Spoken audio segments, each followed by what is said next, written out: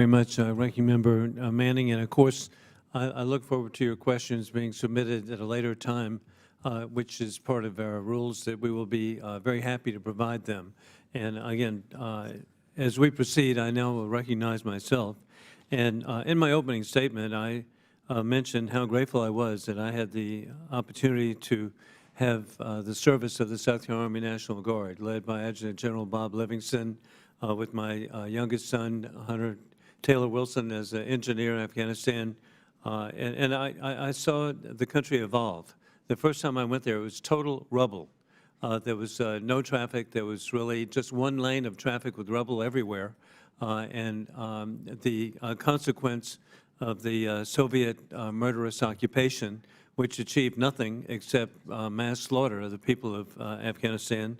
With that, though, then I saw a hopeful society developing. And Ms. Amiri, it was just so inspiring to see little girls with white scarves freely walking to school, little guys walking along with baseball caps to school. And it was just really inspiring.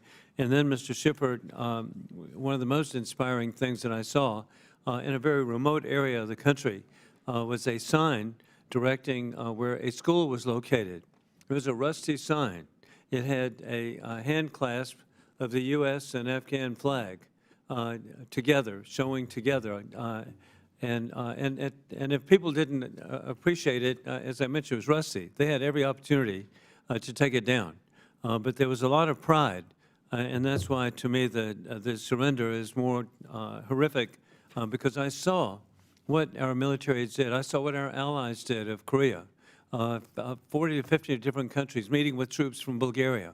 Over and over again, our British allies, so much was done to be abandoned. And that's why, sadly to me, on August 26, 2021, the President made a really sad speech explaining America's surrender, and he claimed that military leaders supported his decision, and he added a phrase, and he had letters, end of quote.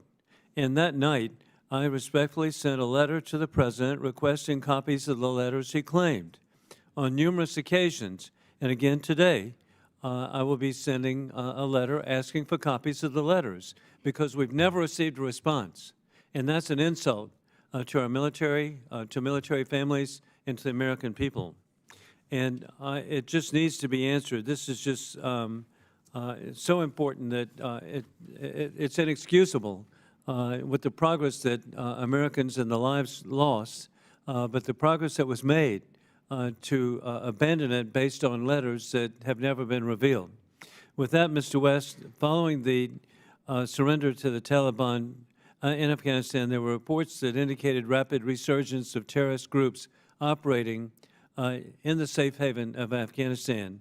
Do you have an assessment of the number of recognized terrorist organizations and offshoot groups? And hey, we know they change their name every day, so please, how many different groups are there? And hey, there's some who are Taliban supportive and some not, but hey, they all have a goal, okay? It's death to America. And so what are we doing? What are they? Yeah. The group we, Mr. Chairman, the group we worry most about is ISIS-K, the ISIS offshoot in Afghanistan. Just in the days leading up to the fall of the Republic, the Taliban, I think unbeknownst to them, but they opened up some jail cells and allowed some 1,800 of ISIS-K fighters released.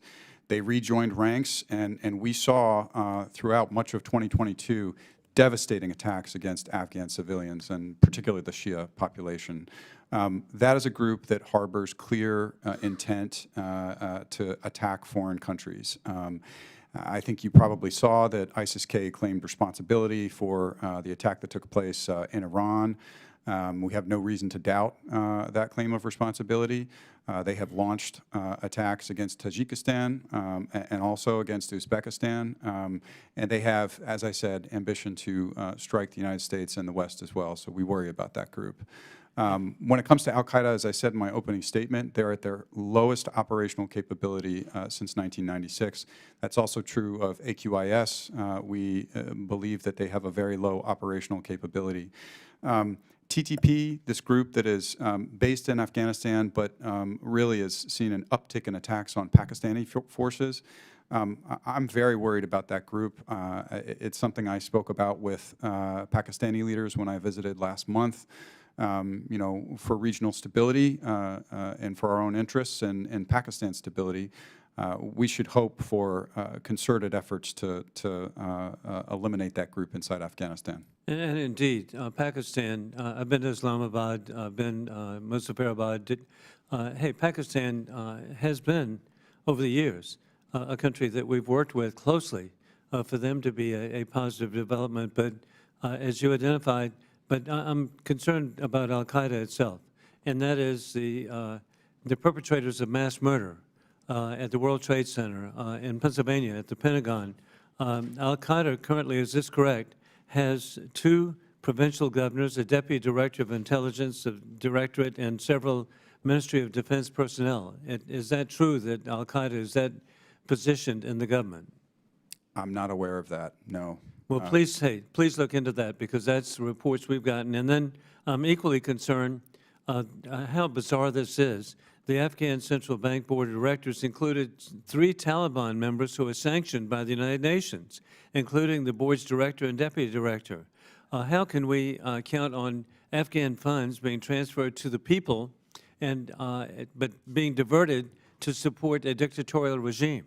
Mr. Chairman, that's accurate that there are pieces of the leadership of the central bank that are sanctioned Taliban members. And, you know, that is why, among many other reasons, we think it would be deeply irresponsible to seek to recapitalize the Afghan central bank. That is why we do not work through the Taliban in the delivery of Again, aid. it's bipartisan. Hey, we want you to succeed. But the thought of the different aid programs going to a dictatorial regime, an authoritarian regime, the money's fungible. And so every effort should be made. Now, we're very fortunate to have, as I mentioned, bipartisan. We've been joined by the ranking member of the full committee, Congressman Meeks of New York. And so Congressman Greg Meeks would be happy to